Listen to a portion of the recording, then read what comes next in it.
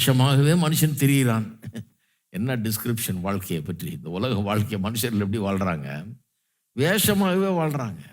அவனுக்கு அர்த்தமே புரியல அவனுக்கு. வேஷம் கட்டினவன் மாதிரி ட்ராமாவுக்கு வேஷம் கட்டின அப்படி சாயந்தரம் போய் மேக்கப் போட்டு வேஷத்தை போட்டுக்கிட்டு ஸ்டேஜில் நடிக்கிறான். அந்த மாதிரி இருக்கின்றார் வாழ்க்கை. வேஷமாகவே திரிகிறான், விருதாவாகவே சஞ்சலப்படுகிறான். அவன் வாழ்க்கை அப்படிதான் இருக்குது. எதுக்கு எவ்வளோ கஷ்டப்பட்டு வேலை செய்கிற தெரியல அவனுக்கு எதுக்குன்னு. என்னத்துக்கோ போட்டு வேர்வை சிந்திட்டு இருக்கிறான், பண்ணிட்டு இருக்கிறான். ஆஸ்தியை சேர்க்கிறான், யார் அதை வாரிக்கொள்வான் என்று அறியான். பாருங்க, நித்தியத்தின் வெளிச்சம் இல்லைன்னா வேலை செய்கிறது அதுல கூட ஒரு அர்த்தமே இருக்காது. பணம் சம்பாதிக்கிறதுல கூட அர்த்தம் இருக்காது. நித்தியத்தின் வெளிச்சம் இல்லைன்னா பணம் சேர்க்கறதுல கூட ஒரு வெளிச்சம் இருக்காது. நல்லா கவனிங்க. சம்பாதிக்கிறதுலையும் அர்த்தம் இருக்காது, சேர்க்கறதுலையும் அர்த்தம் இருக்காது, அதை செலவழிக்கிறதுலையும் அர்த்தம் இருக்காது. ஏதோ போ வாங்கினேன், சாப்பிட்டேன், போனேன், வந்தேன், செலவழித்தேன் அப்படின்னு இருப்பான். சேர்க்குறவங்க கூட இருக்கிறதெல்லாம் மூட்டை கட்டுனது மேலே பத்திரமா உட்காந்துக்கோ, எவனுக்கும் ஒன்றை சல்லி காசு கொடுத்துறாத அப்படிங்கிற மாதிரி தான் யோசிப்பான். ஏன்னா இவனுக்கு இது ஒரு பெரிய, இது ஒரு கடவுள் மாதிரி ஆயிடுச்சு. இது அவனுக்கு இது பிடிச்சி மூட்டை கட்டி வச்சுக்கிற ஒரு இதாகிடுச்சு ஆஸ்திங்கிறது. சேர்க்கிறான், யாரோ ஒருத்தன் அள்ளிட்டு போகிறான். திடீர்னு இவன் போயிடுவான்.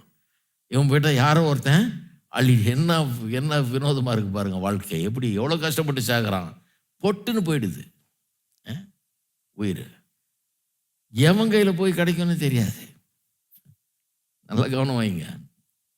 என்ன சொல்ல வர்றோம்? இதை வச்சு கிறிஸ்தவங்க என்ன பண்ணுறாங்க? சிலர் இன்னைக்கு வேலை செஞ்சு என்னத்தை பிரயோஜனம்? ஒன்றும் செய்யாது. நீ சம்பாரிச்ச என்ன பிரயோஜனம்? ஒன்றும் செய்யாத, சேர்த்து வைக்காதன்றான். நான் சொல்கிறேன், சேர்த்து வை, வேலை செய்யி, நல்லா சம்பாதி, எல்லாம் பண்ணு. ஆனால் எல்லாத்தையும் கர்த்தருக்காக பண்ணு. நித்தியத்தை மனசில் வச்சு பண்ணு தான் சொல்கிறேன். சம்பாதிக்கும் போது எதுக்காக சம்பாதிக்கணும்னு யோசித்து பாரு. கர்த்தர் ஏதோ நோக்கம் வச்சிருக்காரு. எல்லாமே கர்த்தருக்கு தான் சொந்தம். நான் கர்த்தருக்காக வாழ்கிறேன். நான் எதுக்கு சாப்பிட்றேன்? ஒரு நல்ல ஹோட்டலில் போய் எதுக்கு சாப்பிட்றேன்? நான் கர்த்தருக்காக வாழ்கிறேங்க. எனக்கு சாப்பாடு அவசியம், நான் சாப்பிட்றேன். நல்லா உடுத்துறேன், எதுக்கு உடுத்துறேன்? கர்த்தருக்காக நான் வாழ்கிறேன். எல்லாமே கர்த்தருக்காக தான், வெறும் எனக்காக கிடையாது.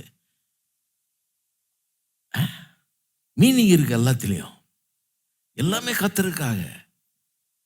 நாங்கள் நீங்கள் சாப்பிட்டு கர்த்தருக்காகன்றீங்க அப்படின்வாங்க. கர்த்தருக்காக தான் சாப்பிட்றேன். சாப்பிட்டதுனால தான் என்ன பிரசங்கம் பண்ணிட்டுருக்கிறேன் 2 மணி நேரமா இன்னைக்கு வெறும்